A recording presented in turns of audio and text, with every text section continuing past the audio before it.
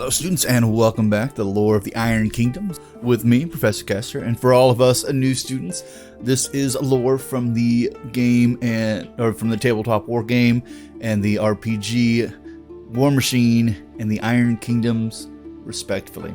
So today it's going to be actually a short video because we are going to be talking about a character, Warjack of the Protectorate of Menoth, who does not have a bonded Warcaster because for some reason he moves on the whim of Menoth himself. At least that's what it is said. There are so few Warjacks in the Iron Kingdoms that can run by themselves without the need of a Warcaster or a Jack Marshal, so this guy is a very unique Warjack indeed, but we will discuss him in this class. And then the following weeks we'll discuss all of the Warjacks that are bonded to Warcasters and what those abilities are. But we're just going to go over him today because he's a fun one. Before we begin, thank you so much for stopping by class, and if you could, please hit that like button and subscribe and all that fun stuff. Also, please feel free to share any of these videos with your friends and fellow gamers. It does help the class grow and keep the Steam train rolling. And another thank you to privateerpress for letting us read your fantastic lore. And without further ado, let's begin. Avatar of Menoth. A sanctified instrument of divine wrath, the Avatar of Menoth is a warjack said to be guided by the Creator's hand alone. It walks unfettered through the carnage of battle, heedless of mortal will or interest. The Harbinger of Menoth personally supervised the construction of this holy engine of war. The vassals who built the Avatar are said to have been driven by some unseen force that completely dominated their wills. They labored endlessly amid wafting fumes from sanctified censers, enraptured by the prayers spilling from the Harbinger's lips, even though they were unable to fully fathom the mechanisms they assembled. Menoth's will guided their hands as they painstakingly crafted each part to divinely inspired specifications before offering it to be anointed by holy blessings. The schematics of the Avatar's design were stricken from their minds as the sections were completed, leaving nothing but a sense of awe and foreboding. At the end of their labors, the Harbinger placed her hand on either side of the Warjack's helms and whispered the Creator's final imperative to his newest creation. The massive construct filled with soul fire and roared to life, growling like a beast awakened from the depths of an ancient slumber. The Avatar lumbered through the portals of the foundry into the night of the Solis desert, an inferno of divine light in the darkness. The Harbinger and a legion of aspirants and acolytes proudly followed its smoldering footsteps, their prayers resounding with the words of the canon of the true law.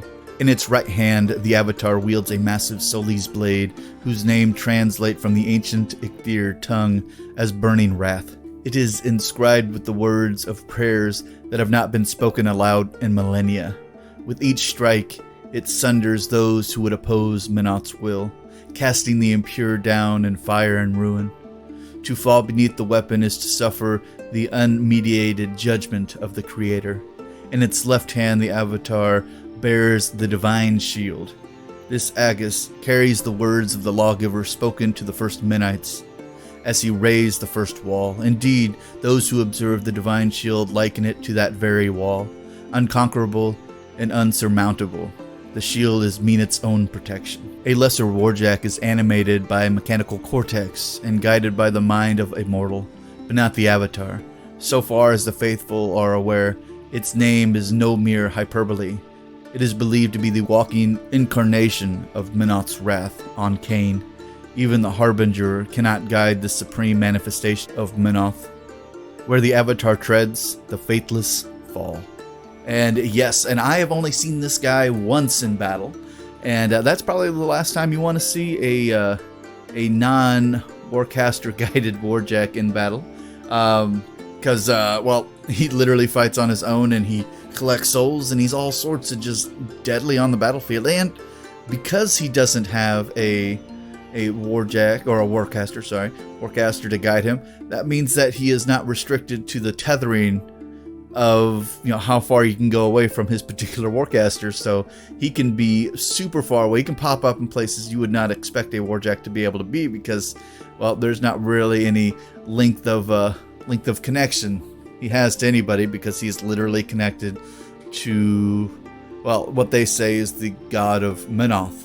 Although he was, started up by the Harbinger of Menoth, so that actually would make sense. So, but yes, he is uber deadly, uber crazy, and he does have some very interesting abilities that allow him to just keep on keeping on his own without any need of a Warcaster to guide him. But let's read over his Mark III to Mark IV changes and see how much more dangerous this guy has gotten in the upgrades. And as always, let's start with his stat line. So he's still a speed 5, he is a mat 8, a defense 10, an arm 19, he has the breakthrough ability, he has trample, slam, and headbutt, and he is a construct. Pretty basic and a pretty decent mat for a guy who's on his own a lot. What really separates him from a normal Warjack is his abilities. So, well, and the fact that he doesn't have a Warcaster. So the abilities he has is Avatar. This model cannot be part of a battle group or be Jack Marshal and does not have a functional cortex. This model never suffers disruption. This model can have up to 4 focus points at any time, and during the focus allocation step of your control range or control phase, this model receives D3 plus 1 focus points. So that is some variation there, and he gains his own focus, so that's kind of nice. His next ability is called Menoth's Gaze. This model can spend 1 focus point at any time during its activation to use Menoth's Gaze. For 1 round, enemy models that begin their activation within 8 inches of this model and in its line of sight can advance only towards this model. So that basically means you can spend 1 focus point, go out to the middle of a bunch of guys that would particularly like to charge your other models on your battle, and they have to go towards this guy, only towards him, not any other direction, not pull away, not move out of range of this guy. They literally have to just advance towards him, and that's the only direction they can go, as long as they're in his line of sight. He also has Sacred Ward, which makes perfect sense because he is of Menoth's will, so that would make sense. This model cannot be targeted by enemy spells, which makes him pretty dang useful. What's nice is his point cost is only 15, which makes him makes this character Jack relatively affordable in comparison to some. So a lot of these abilities, you can just set him up on his own. He doesn't need focus from any Warcasters. He is completely self-sufficient, and he pulls in a lot of fire, apparently. His weapons are his Divine Shield. So it is a mat 8, range 1, POW 14. It is a magical weapon, and it gives him a +2 armor, driving his armor all the way up to 21. Makes him pretty dang beefy. And then his sword, the Burning Wrath, is a mat 8, range 2, POW 19 magical weapon. And its special ability on that is Flame Burst. When this model boxes an enemy model with this weapon, enemy models within 1 inch of the box model suffer the fire continuous effect.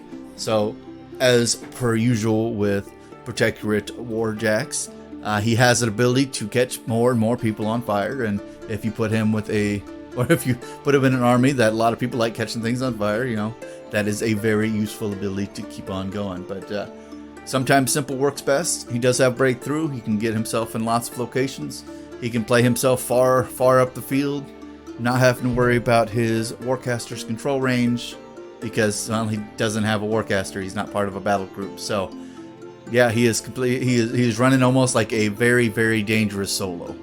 So, but yes, for 15 points, having a Jack who's basically a solo out there who still gets his focus like normal and who can pull enemy fire and enemy movement straight towards him makes him a very, very useful tool for any of the Protectorate armies. As mentioned, we're just going to go over him today because next week we're going to be going over all of the character Warjacks who have actual Warcasters they're attached to, and we'll be grouping those guys up accordingly. But I just wanted to go over him today, and because we had a holiday on Monday, it just kind of held up some of the recording schedules as well. So, but next week we should be back onto the more large-scale videos, but we'll be there. I want to thank you all, guys, if you did stick around for this very, very short video. Please like, subscribe, comment. Let me know if you enjoy this guy. Let me know if you know of any other cool character Warjacks that do not have a Warcaster attached to them. I believe the Cricks have one as well. But we will get over that one when we get to them. I imagine that does make sense since, Protectorate are the good guys, Cricks are kind of the evil guys. That would make sense that they kind of mirror each other. But another thank you to Privateerpress for letting us read their fantastic lore. And without further ado, class dismissed.